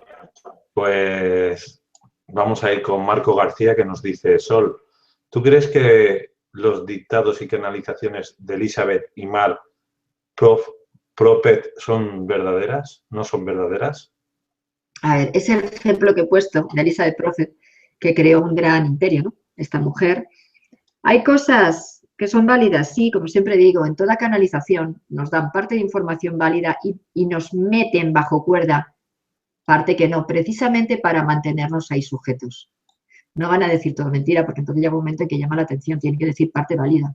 La historia es qué es válido y qué no. Claro, si uno no sabe de determinados temas, no puedes discernir qué es válido y qué es no, y qué no lo es, ¿no? Pero de Prophet ya hay cosas que sí, son además contrastables y otras que para nada. Ahí es lo que he puesto el ejemplo de que porque su marido es un maestro ascendido y no otra gente, como ella también es una maestra ascendida. ¿Por qué? Es decir, yo la verdad es que no, vuelvo a lo de antes, la misma pasa con los teósofos, lo mismo que con Méndez con los metafísicos, es decir, todo es una historia no es muy bien contada, muy bonito, ha movido muchísimo dinero y ha elevado muchos egos espirituales, que es el peor ego que existe, pero hasta ahí. Muy bien, Sol. Itachi nos dice: pero entonces, ¿cuál era la misión de la hermandad con la humanidad? La verdadera. Sí. Ellos fueron los que, como digo, primero nos ayudaron a que este planeta pudiera empezar a tener vida y luego estuvieron con nosotros para acompañarnos en nuestro camino, en nuestra evolución. Ellos, su evolución y la nuestra se entrecruzaron. Eso ha pasado en todo planeta que empieza su proceso evolutivo, pasa siempre. Y entonces, bueno, pues se entrecruzan las líneas de evolución, ellos nos ayudan con su información, ellos experimentan también desde estos planos y esa es la tarea, caminar juntos, compartir un camino juntos. Ya está, por eso nos han, las construcciones que hemos visto, los distintos, no sé, los petroglifos que se encuentran, los jeroglíficos, todo eso que se va encontrando. Lo que pasa es que el humano lo va tapando para que no, pero claro, llegará un momento en que esto tenga que saltar por algún lado, porque es que ya no es más tapable, ¿vale? Es eso simplemente, ¿no? Ayudar en la evolución y en que nosotros podamos llegar a recuperar la memoria y volver a nuestros orígenes. Muy bien. María Manzano nos dice: Sol, el libro de MAP de Michel Esmal si es manipulación o ego. ¿Cuál libro? Macheye Ah, de Smart. Matt. Matt. Sí, MAP. O sea, el libro de MAP. M-A-P. De No, no lo he leído. Macheye Smart. No lo has No sé leído. cuál. Tendría que mirarlo. Apúntalo, Luis, para que lo vea, porque ahora mismo no lo sé. Vale, voy a hacer una cosa. Te Apunta lo la envío, pregunta y lo miro y lo respondo, te lo ¿vale? envío por el chat interno, ¿vale? Para Exacto, que pásamelo. El libro así, de ¿no? MAP de Master Smart. Vale, yo lo miro a ver que me resuene o no me resuene. Me puedo equivocar o no, pero vamos, no lo sé. No. El señor doctor Enki nos dice si podrías hablar un poco de Sananda. Doctor Enki, conocido mío. Mío de chat, o sea, de los vídeos, no conocido mío personal, que me ha hecho gracia el doctor Enki. Sí. Claro, sí.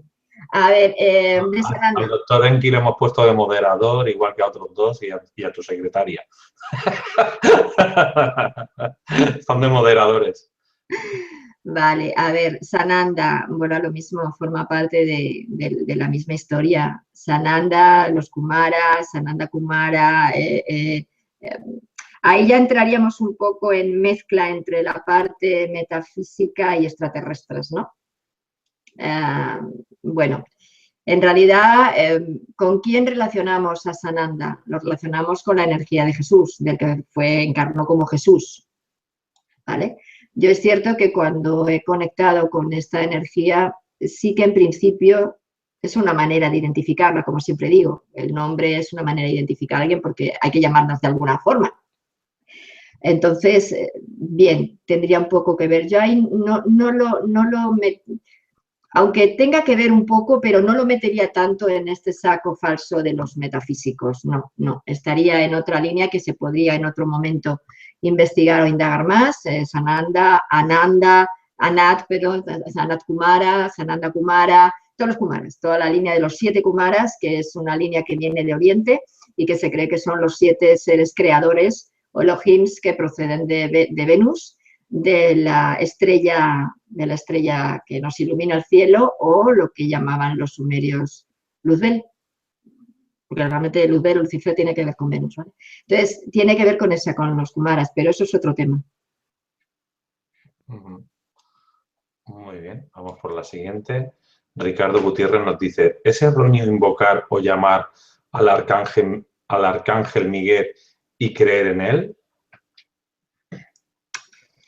A ver, temas ángeles y arcángeles también sería tema de un vídeo completo, ¿no?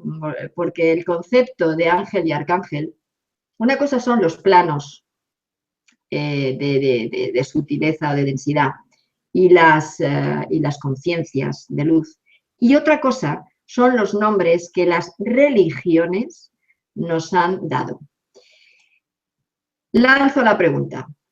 Si existen realmente los arcángeles como nos los han contado, ¿por qué el mismo arcángel Gabriel es el que inspiró en el Antiguo Testamento a los que tenían los sueños, videncias, etcétera, y les explicaba las cosas, por lo tanto, línea judía, el que acompañó y la anunciación de Jesús, etcétera, a María, línea católica, y quien inspiró el Corán a Mahoma? Lanzo la pregunta. Si es un arcángel y se supone que las entidades angélicas son de unión, de luz, de ayuda, etcétera, etcétera, ¿cómo el mismo arcángel puede inspirar a las 3 mayores religiones que han creado las mayores encontronazos, separaciones y guerras en nuestro planeta? Concepto de arcángel, con lo que es los estratos de los coros, los 3 coros, y en cada coro 3 grupos, que son los ángeles, los serafines, los querubines, los tronos, las virtudes, los arcángeles, etcétera. Todo eso viene de la línea judía. Es un concepto religioso que ellos trajeron de los antiguos y que, eran esos seres que de repente venían en sus vehículos de fuego y que aparecían con esa luz que les rodeaba, llenos de luz. Claro, para ellos venían del cielo en vehículos de fuego Y si Dios está en el cielo, son sus enviados. ¿Cómo se llama un enviado de Dios? Ángel. Luego cada uno decía, pues yo me llamo Miguel, yo me llamo Gabriel, yo me llamo Uriel, yo me llamo de una manera, me llamo de otra. Pero en realidad eran esos acompañantes de ese Dios. Pero es que ¿quién es ese Dios? Ya ve. Los ángeles son los ángeles de Yahvé. Por favor, pongamos cada cosa en su sitio. Estamos trasladando un concepto religioso a un aspecto espiritual esotérico. Es que esto también es un tema muy gordo que ya también se podría aclarar en su momento. Entonces, ahora, claro, es que hay que hablarlo todo, Luis, aunque se nos van a echar encima a mogollón, porque Dios, no, a ver, son burradas lo que estamos diciendo. Son realidades, pero suenan a burradas. Y no lo son, son las realidades. Ahora, ¿no existe un plano donde haya conciencias puras que nos trasladen una información y una protección y una ayuda? Claro que sí, por supuesto que existen. Claro que están ahí. Los mismos extraterrestres son esos ángeles, como estoy diciendo, de la antigüedad. ¿Podemos invocarles? Claro, pero no les llames de esa manera, porque ¿y cómo les llamamos? Conciencias de luz. La conciencia de luz que esté más cercana a ti vendrá a echarte una mano. No hace falta que tenga que ser ni Miguel, ni Gabriel, ni nada, porque además, ¿por qué todo? Es que tampoco le choca a la gente. ¿Y por qué todos los ángeles son hombres? ¿Contra? Pues no son neutros. ¿Por qué son Miguel, Gabriel, Uriel? Todos son hombres de él. Porque como son todos masculinos, son todos los hombres de él. Y si te vas a la cábala, los genios de la cábala, igual, son todos hombres. Son todos masculinos los nombres. ¿Pero qué? ¿Qué es esto? ¿Quién ha creado algo así?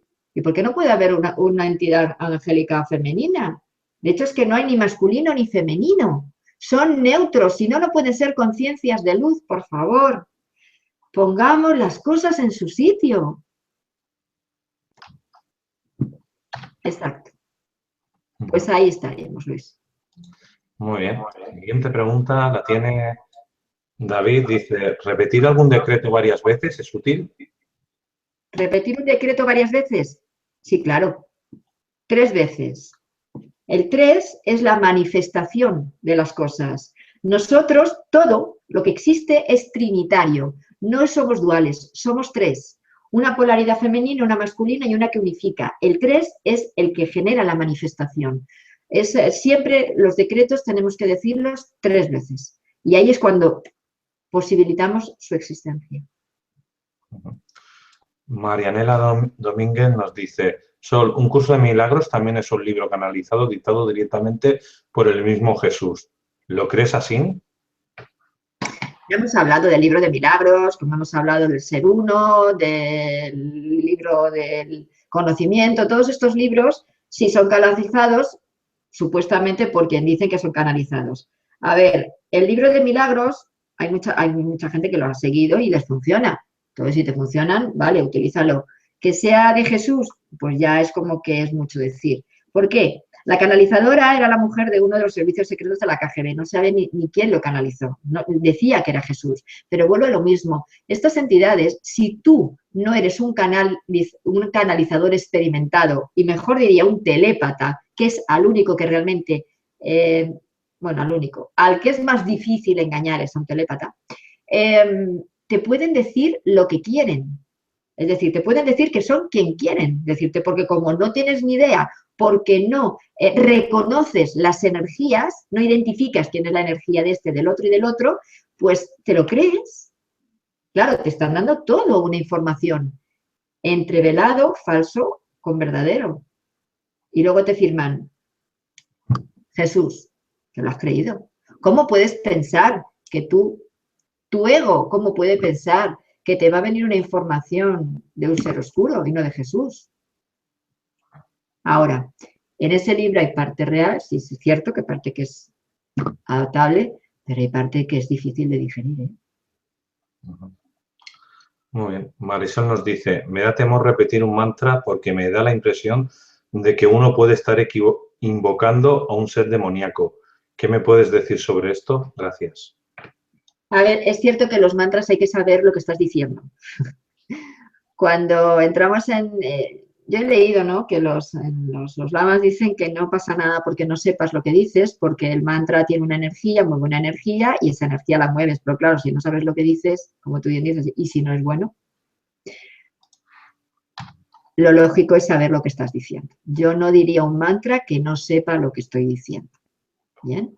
Por ejemplo, el mantra Sam, que ha estado que con el nombre de Sam, que si es un Anunnaki, que si tal y cual, Sam es un nombre que en realidad no es nombre, es un mantra. Sam quiere decir corazón amoroso. Cuando tú mantralizas Sam, estás llamando a la energía del amor puro, es corazón amoroso, porque es lo que quiere decir Sam. Entonces, si tú sabes lo que estás diciendo, no hay peligro. El problema es cuando no lo sabes. Bueno, siguen hablando de más libros. El libro del conocimiento es la misma dinámica, o sea, no seguirlo y punto.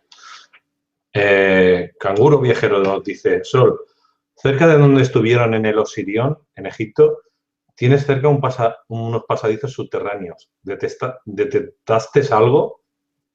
A ver, toda esa zona está llena de pasadizos subterráneos. De hecho, cerca del Osirión, como del Serapeu, o sea, toda esa zona es, y el Osirión además es uno de las entradas al, no, eso no lo había dicho, pero es una de las entradas al mundo intraterreno. Lógicamente, claro, cuando está ahí, claro que lo he sentido. Y hay una energía potente, ¿no? Ahora está todo inundado, ahora mismo, pero sí que es una energía potente. Y el Serapeum también es una zona de zona intraterrena. Y al lado del Serapeum había un grandísimo emporio de templos que ahora ya no está, que es el Anubión, que era el que estaba dedicado a Anubis y estaba todo conectado. O sea, esa zona está toda llena de pasadizos, pero bueno, la mayoría están o inundados o cerrados. La última vez que estuve yo con Sol allí, me quedé al final y había salido del agua una especie de bicho con muchos pies, pero de casi 2 metros y pico. Y yo dije, pues eso es prehistórico, si eso lo había visto yo en la época prehistórica.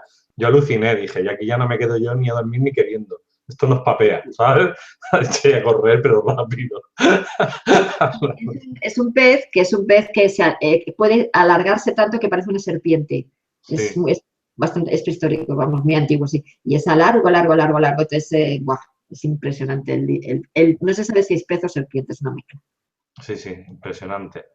Bueno, Itachi nos dice, Sekhmet Karnak era también de alguna hermandad de la sabiduría del antiguo Egipto. A ver, en realidad es la escuela de Ptah. La escuela de Ptah, que está en Karnak, su templo, está compuesto de 3 capillas, la de Ptah, la de Sekhmet y la de Nefertum, que es su hijo. Entonces, es curioso que la estatua de Ptah, cuando he ido las otras 2 veces, no desprendía energía, no estaba activa. Cuando hemos ido en este viaje, no te podías acercar a la estatua de la energía que se percibía. De hecho, hicimos fotos sin flash y salía una luminiscencia, además de un tono así como si fuera un poco fluorescente, alrededor de la estatua que nos quedamos todos alucinados. La estatua de Ptah no tiene cabeza y sin embargo se vislumbraba la cabeza de Ptah. Sí es cierto que hay una escuela mistérica, pero en realidad son los misterios osiríacos, ¿no? Lo que pasa es que anteriormente a los misterios de Osiris estaría esta escuela de Ptah, que tiene que ver también, por supuesto, con Sekhmet, ya que estaban los dos, iban de la mano, y que, bueno, pues las conexiones son muy potentes. Por eso es curiosamente Ptah quien me dijo vamos a darles el nombre cósmico y haremos este trabajo para que ellos puedan conectar con su verdadero yo soy. El verdadero yo soy, que no es el yo soy, como decía antes, de Saint Germain, con toda esta historia. El verdadero yo soy, que es la conexión del ser desde el corazón a tu conciencia de luz. Nada que ver a lo explicado. Luego hay una pregunta que dice Viviana Fuentes, que se va un poco de madre, pues yo sé de qué habla. ¿Qué sabes de la isla Friendship en el sur de Chile? Felicitaciones y gracias. Pues si tú sabes de lo que habla, cuéntalo, porque yo no lo sé. Esto es muy conspiranoico, no tiene nada que ver. Bueno, aquí en esta isla se supone que hay una base militar nazi, ¿no? y que, bueno, hay una especie de ciudad intraterrena de los nazis donde hacen y deshacen y, bueno, conviven también chilenos con estos altos rubios. Pero bueno, no es un tema que hoy toque, pero que investiguen, ¿no? Que de esto se ha dicho mucha documentación y ahí está en la red. A ver, los nazis se investigaron muchísimo y es cierto que ellos conectaron con determinados lugares intraterrenos, pero con los que conectaban los nazis no eran precisamente de los que hemos estado hablando hoy de la hermandad, eran de los otros. Les dieron muchísima información, por eso el armamento que tenían, por eso todo lo que consiguieron. O sea, con el tema de los nazis hay mucho bajo cuerda, pero claro, no precisamente la luz. Sol, en cuanto a la cuarta pirámide de Egipto, que está protegida por el ejército, ¿qué clase de energía hay allí? A ver, en realidad eran 4 las pirámides, no 3. Lo que pasa es que la cuarta la destruyeron. Se destruyó, era la más grande de todas. Se dice que era del hijo de Keops y que, bueno, pues se rebeló y toda, se ha montado una película también grande, ¿no? Yo ahora me estoy empezando a investigar sobre esta cuarta pirámide porque en realidad como no hemos ido a verla, a ver si para el siguiente viaje que hagamos le voy a decir a Pepe que nos lleve al guía, que nos lleve a la zona donde, bueno, cercana a la zona, porque está protegida por militares y no te dejan, pero por lo menos cercana a la zona, ¿no? Para ver qué es lo que se mueve ahí. En realidad, el cinturón de Orión no son 3 estrellas, se ven 3 estrellas y luego hay una cuarta que estaría cerca de Alnitak y que ahí sería esta cuarta pirámide que está en representación. Hay algunos, ¿cómo se dicen? Dibujos de antiguo que sí que son 4 las pirámides. Y es curioso, en el Hotel del Cairo he hecho la foto porque me llamó muchísimo la atención de que en el pasillo había un cuadro con las 4 pirámides, no 3. Me quedé como, ¿y esto qué hace aquí? Y es porque era un marino en el siglo XVIII o XIX que fue allí a Egipto y hacía dibujos, ¿no? De todo lo que veía. Y dibujó 4 pirámides, no 3. Y era esta cuarta que luego la destruyeron porque, claro, si tienes una estructura con una energía, necesitamos que esté toda la estructura conectada. Si tú rompes, destruyes una de las piezas de la cadena, cortas la comunicación y, por tanto, ejerces un cortocircuito. Habrá que ver qué es lo que ha pasado con eso. Ricardo Gutiérrez nos dice, ¿qué pasaría si un grupo de terroristas tipo ISIS destruye los templos egipcios? ¿Se desequilibraría en el mundo en cuestión de energía, de energética? Se desequilibraría la balanza, sí. Yo, por lo que pude detectar en las pirámides, esos son creadores de realidad de Matrix, de la barrera de frecuencia. Entonces, si eso lo destruyes, podrías fastidiar lo que hoy en día conocemos como algo seguro, como un holograma seguro, que aquí no entro lo que está bien y lo que está mal, sino que es un holograma para gente de 3D. A partir de ahí ya que cada uno piense lo que quiera. Claro. Yo por eso nunca recomiendo entrar en las pirámides. Es un trabajo externo y tú puedes trabajar con ellas desde fuera haciendo determinadas historias y también sabiendo lo que haces. Meterte dentro de una pirámide a mí me parece verdaderamente un riesgo. Y Fabio Rodríguez nos dice, Sol, ¿y de las pirámides de Bosnia qué sabes? No he investigado sobre las pirámides de Bosnia, no puedo dar información. No me he dado tiempo a estudiar todo. Llego hasta un punto. Bueno, de preguntas han acabado, entonces hay sugerencias de que hables un día de los Kumaras, ¿no? Y otra sugerencia es, Canguro Viajero nos dice, Sol, ¿podrías grabar un YouTube para hacer una meditación de conexión ser al superior? Gracias a ti y a Luis. Conectarse con el ser superior. Del ser al ser superior. Se pueden ver opciones. Vale. Hoy han preguntado menos, por lo que veo. A ver, no, ¿sabes lo que pasa? Hoy hay 92 espectadores. Hemos cambiado de canal. Todo el mundo nos seguía por el otro canal. Entonces, ¿qué pasa? Que ahora hasta que la gente coja la dinámica de este nuevo canal, pues nosotros aquí lo dejamos ya en diferido este canal. En el siguiente canal, luego esto lo subimos en el antiguo, ¿no? En el de toda la vida, y la gente lo podrá ver en diferido, con lo cual el vídeo va a quedar para siempre, hasta que YouTube nos lo quite. Me están haciendo aquí más preguntas, pero vamos a dejar ya por finalizado, porque son 2 horas, es tarde, Sol también tiene que descansar, que lleva todo el día trabajando. Recordar que que viajesaladinos.com y info@viajesaladinos.com son las personas con las que tenéis que apuntar para los 2 viajes que hace Sol. El de Grecia, recordar que será a partir del 15 de septiembre, y el de la Ruta María Magdalena, del 25 de julio al 31 de agosto, bueno, al 31 de julio, perdón, y este ya hay 15 personas, con lo cual, daros prisa. Sol, no sé si quieres decir algo para cerrar.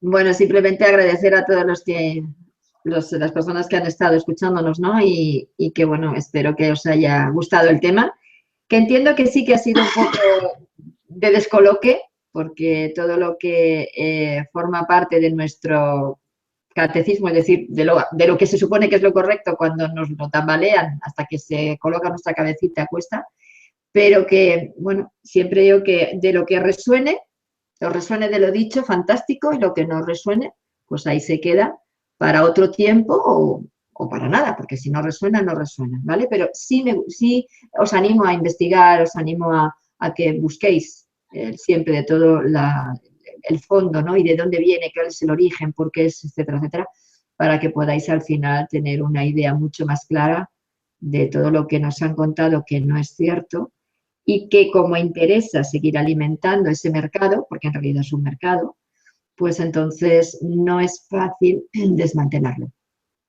Así que muchas gracias por estar ahí, como digo, os mando un abrazo grande y a ti, Luis, lo mismo. Hasta el próximo vídeo. Muchas gracias, Sol. Muchas gracias a todos los que nos siguen y nos vemos en el siguiente videoprograma.